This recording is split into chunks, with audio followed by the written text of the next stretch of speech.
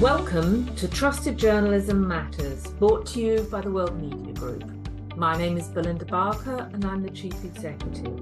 Trusted Journalism Matters is our monthly podcast where we talk to members about the importance of trusted journalism and the role that they play in helping audiences to make sense of the world around us. So today I'm talking to Rachana Shanbhogue, who is the Business Affairs Editor at The Economist. Welcome, Rachana. Hi, Belinda. Thanks for having me. So, Rachana, you weren't a journalist. You didn't train to be a journalist first off. You were an economist at heart, and I believe you worked both for the Bank of England and as an advisor of the House of Commons. So what prompted you to make change into journalism? Yes, that's right. So I worked for nearly a decade at the Bank of England as an economist, which was fantastic training and a really interesting place to work, especially as I joined shortly after the financial crisis began.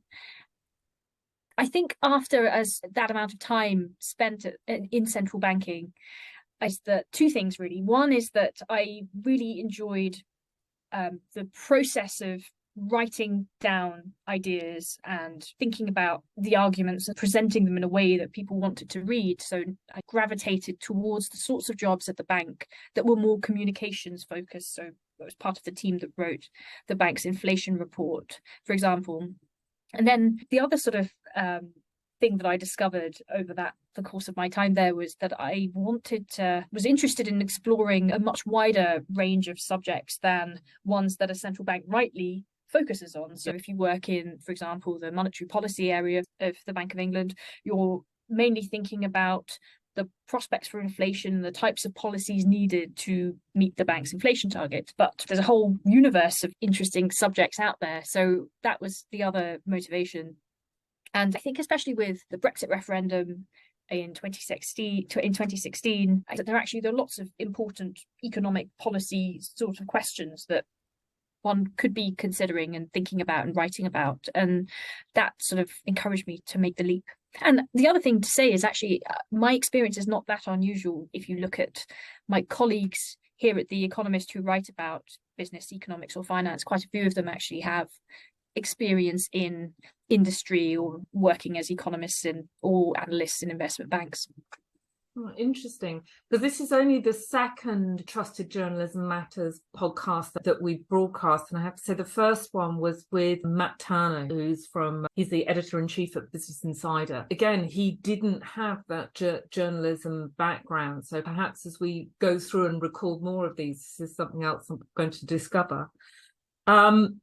I can't actually believe that you worked for the Bank of England for 10 years, so I hope you don't mind me saying, I know on an audio podcast, commenting on someone's looks is probably inappropriate, but you definitely don't look, you are a youthful woman, young woman, and economics and finance has a kind of a fusty, white, middle-aged man image. Has it been a strength, a benefit for you being none of those things, or held you back in any way?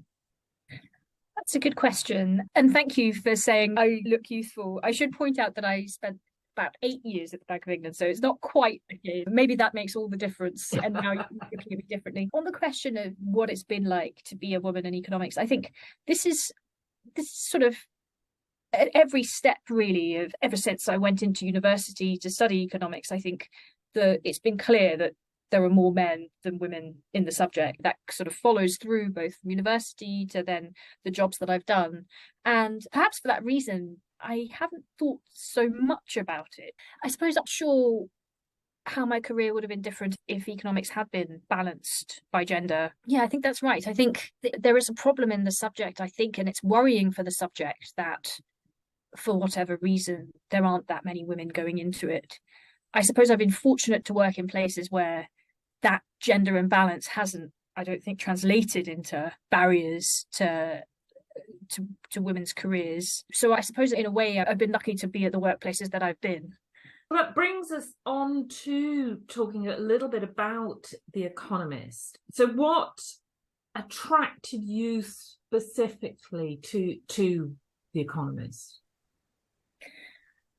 There are a few things. One is I'm an economist by training, as we've discussed, and so I was naturally drawn to areas and I was naturally drawn to an organization that sort of has the Economist in the name and puts a great emphasis on reporting on economics and finance in a really thorough and in-depth way. So it seemed like the natural place to apply for a job. The kind of philosophy behind The Economist is one that I feel most at home with. I think it was founded to muster support for free trade principles, arguing for the abolition of the Corn Laws here in the UK. Its liberal philosophy is, I think, quite attractive. And as I came over, and what's sort of less apparent on the outside, because there are no bylines for The Economist and it's edited in a way to sound like it's one voice presenting arguments and presenting the news, what really strikes you when you work here is that there's lots of experts, people who care really deeply about their subjects, and there's a lot of debate internally about what our leader line should be, and it's all guided by the principles of the newspapers. That sort of way of working was also quite attractive as well.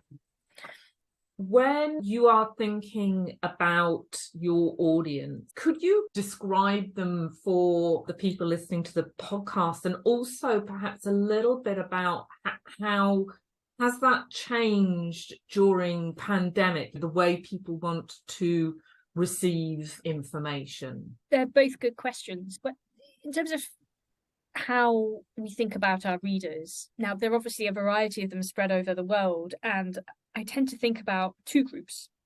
One is the sort of curious or informed reader who's not necessarily a specialist in the areas of finance or economics, but wants to know more about the world. Internally, we often joke about that reader being the dentist in Milwaukee who wants to find out more about what's going on. But I read The Economist as a student precisely to know more about the world as well. So that's another way of thinking about that group of reader. And then, especially as a financial journalist, I also think about some of the readers being, CEOs of companies, managers of companies, people who make policy, people who are pretty close to the world or work in the world of finance and business. So we're trying to write both for the interested non-specialist as well as the specialist. And that's often, I think, the trick of financial journalism, is being able to write for both groups of people. And we also try and think about two different types of coverage as well, I think. One is just curating what's happening in the world. So there's just lots and lots of news breaking all the time. What The Economist does is take the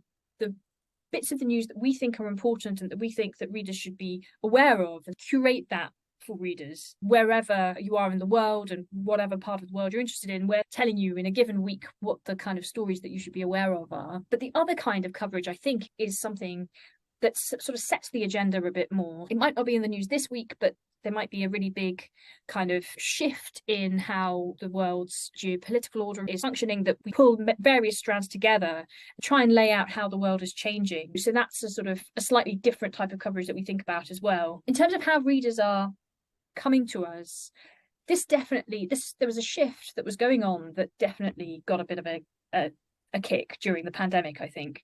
And that is that more people are reading us online. We know that digital subscriptions are rising. We also know that more people are coming to our app on a sort of daily basis rather than a weekly basis, even though in print we're once a week.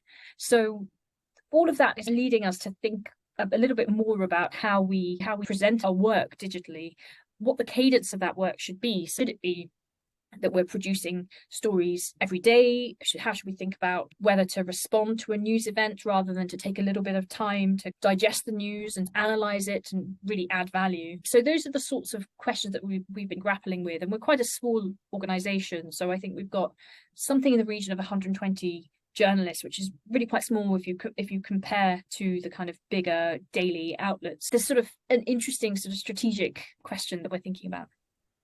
You've talked quite a lot about international, or different aspects of international, where the news is coming from or happening. Would you say that it is even more important now than it has ever been? It's probably always been important, I think, to have that international view. It's really helpful, I think, when you see a trend, for example, here in the UK, that the healthcare system is under strain. And I think it's really helpful to be able to place that trend within a global kind of pattern, or within the global context. How different is what's happening with the NHS to what's happening elsewhere in the world? And what does that tell you about what's driving the problems here as opposed to elsewhere? So I think that sort of global canvas really helps inform the story and helps just, like I said, add that little bit more context to what's going on.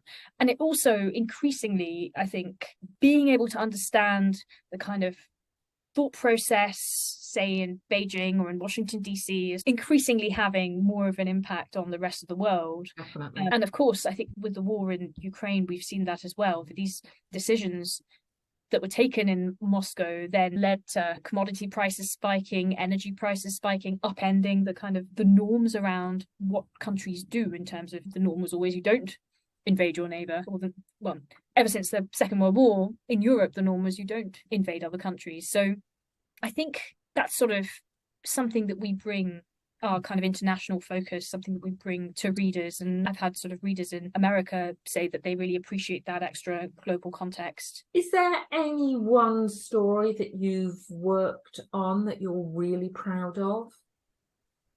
Well, I've been editing for a few years, so this is a very good question. I'm going to wrap my brains down. There were a couple. Last year, I took a bit of time out of editing to go off and research what we call a special report on central banks. This is a 10,000 word article, series of articles, and the way in which it works is you go off, you have sort of 5 weeks where you're only reporting this particular story, and it was extremely satisfying. It's figuring out what the ways are in which central banking is changing at that point. It was just as the war in Ukraine was breaking out, it seemed like central banks were going into ever more areas and thinking about not just inflation or not just keeping the bank safe, but branching out into things like whether they should be tackling inequality and what they should do to counter the effects of climate change. That was immensely satisfying, partly because it was such a huge endeavor. And then more recently, I wrote one of our editorials on the Adani and the sort of turmoil with the Adani empire. So this was the world's third largest man in his business conglomerate, which is based in India. And a short seller's report, this was at the end of January and early February, a short seller's report just sent the market valuation of that business empire just plummeting. And it was quite a sort of spectacular implosion of this really big empire that had these huge, very vast nation-building ambitions in India. And just following that through, and the questions that were raised around it, thinking about the ways in which Indian regulators might need to think of how to respond, was just immensely satisfying and quite, to be honest, quite an exciting story as well. It's what we all want, isn't it, out of our days, to feel like we've achieved. So what do you see the role of journalism going to be going forward? There is the kind of the trend that now everybody is a content maker. So what is, not just journalism, obviously editing as well, the whole area of curation is very important. What's your take on it? This is a really interesting question because on the one hand, that kind of rise of content and free content and social media and so on has been, I think it is something to be celebrated. It has, as a journalist, and this week we're talking, there's jitters in the financial markets, there's worries about the banking system, and just being on Twitter, seeing what people have to say, seeing what some of the experts have to say, I think is really helpful and interesting. And there is something at its best, I think, social media performs quite a useful function. What does journalism add over and above that? I think it's the sort of trusted nature of the brand. And certainly that's what I think The Economist adds. It's the sort of quality assurance, and you're assured that what you're going to read has been written by somebody who knows what they're talking about, who's done the research, who's spoken to the people in the know. We don't often do quotes, but we do speak to quite a wide variety of people off the record. And I think it's that sort of assurance that what you're getting is something that really has been stress tested and fact checked and is high quality. What we found also, I think, in times of upheaval, if you think of when the COVID lockdowns began, when the war in Ukraine began, there is a sort of flight to quality. We know that people are interested, people are coming to us to read the news, they're paying for subscriptions. That suggests that there is actually some value in having journalism over and above free content on sort of social media platforms. Rachana, thank you so much for sharing your time with me today, because I know that the markets and with what's happening in the banks, you must be incredibly busy. But that's fascinating to hear a little bit more about you and the Economist. And thank you very much. Thanks again, Belinda. I really enjoyed that conversation. Thank you.